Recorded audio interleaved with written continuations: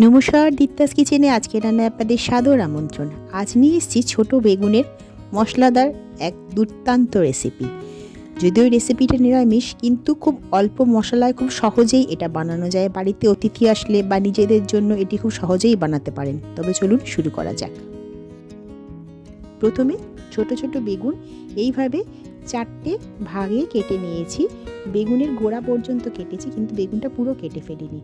এইভাবে আমি সব বেগুনটাই কেটে নিয়েছি। এরপরে একটা পাত্রে হলুদ, নুন, কাশ্মীরি লঙ্কা গুঁড়ো এবং অল্প চিনি একসাথে মাখিয়ে এগুলো বেগুনের ভেতরে ভালোভাবে মাখিয়ে নিতে হবে। আমি ঝাল দিলাম না, যদি আপনাদের ঝাল ভালো লাগে তবে অল্প ঝাল লঙ্কার গুঁড়ো এর সঙ্গে মিশিয়ে নিতে পারেন। বেগুনের ভেতরে ভালো করে মশলাটা মাখিয়ে 10 মিনিটের জন্য রেখে দিতে হবে। দেখুন, এইভাবে আমি সমস্ত বেগুনেই মশলাটা মাখিয়ে নিচ্ছি। এরপরে আরেকটা মশলার আমরা পেস্ট বানাবো। তার জন্য মিক্সিতে নিয়ে নিলাম নারকেল কোড়া, সাদা তিল। সাদা তিলটা আমরা কাঁচাই নিয়েছি, রোস্ট করে নিইনি। অল্প জিরে এবং 7-8টা রসুনের কোয়া এবং 2টি কাঁচা লঙ্কা। এই সব মশলাগুলো একসাথে নিয়ে অল্প জল দিয়ে একটা স্মুথ পেস্ট বানিয়ে নিলাম। এবার একটা পাত্রে পেস্টটা ঢেলে সরিয়ে রাখবো পরে ব্যবহারের জন্য। মশলা ছাড়াও আরও লাগবে পেঁয়াজ এবং টমেটো কুচি। এরপর একটা কড়া গ্যাসে বসিয়ে সাদা তেল দিয়ে ভালো করে গরম করে নিতে হবে তেলটা। তেলের পরিমাণ একটু বেশিই নেব। এবারে ছোট ছোট বেগুনের টুকরোগুলো তেল গরম হলে তাতে ছেড়ে দিয়ে মাঝারি আঁচে দুটো পিঠ উল্টে পাল্টে ভালো করে ভেজে নিতে হবে।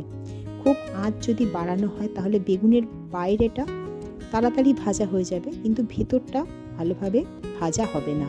তাই আঁচটাকে মাঝারি রেখে উল্টে পাল্টে বেগুনটাকে ভালো করে ভাজতে হবে।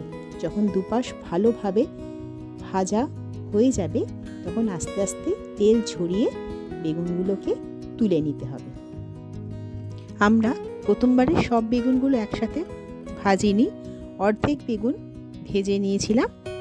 এবারে ওই বাকি তেলটা আবার ভালোভাবে গরম করে বাকি বেগুনগুলো একে একে একই পদ্ধতিতে ভেজে নেব।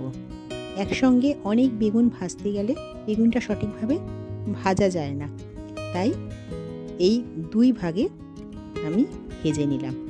দেখুন, দ্বিতীয়বারের দেওয়া বেগুনগুলো ভাজা হয়ে গেছে, মানে আমাদের সব বেগুনটাই ভাজা হয়ে গেছে।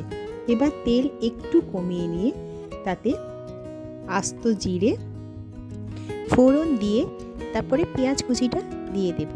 পেঁয়াজ কুচিটা দিয়ে 1 মিনিট ভালোভাবে নেড়ে চেড়ে নেব।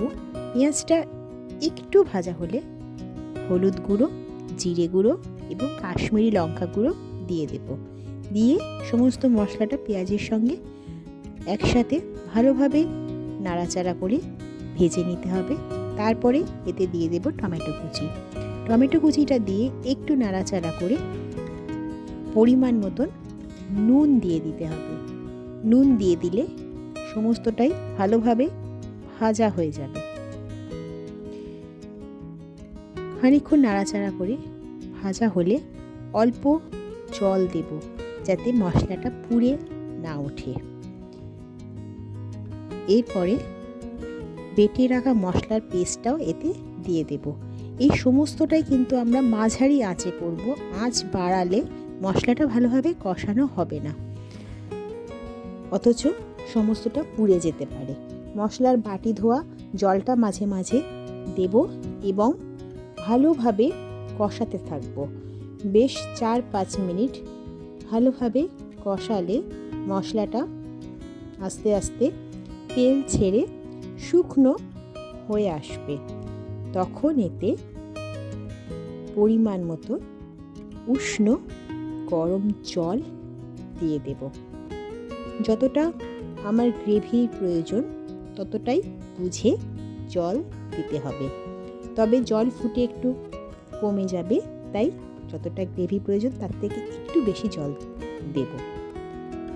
এরপরে সমস্ত গ্রেভিটা ফুটতে শুরু করলে ভেজে রাখা বেগুনের টুকরোগুলো এর ভিতর একে একে দিয়ে অল্প নাড়াচাড়া করে বেগুনগুলো যাতে গ্রেভির মধ্যে পুরো ডুবে যায় সেটা দেখে নিতে হবে এবং এদিকে ভালো করে ফুটতে দিতে হবে। সমস্তটা ফুটে উঠলে গ্যাস অফ করে দেবো এবং আমাদের মশলাদার বেগুন পরিবেশনের জন্য একেবারে তৈরি। রান্নাটা কিন্তু খুবই সহজ, দেখলেন তো? বাড়িতে অবশ্যই একদিন বানাবেন, কেমন হলো আমায় জানাবেন। আমার রান্নাটা যদি আপনাদের ভালো লেগে থাকে লাইক করবেন এবং আমার চ্যানেলটিকে সাবস্ক্রাইব করবেন, এ অনুরোধ রইল। খুব শীঘ্রই আবার আপনাদের সঙ্গে দেখা করব আরেকটি নতুন রেসিপি নিয়ে। ততদিন সবাই ভালো থাকবেন, আনন্দে থাকবেন। নমস্কার।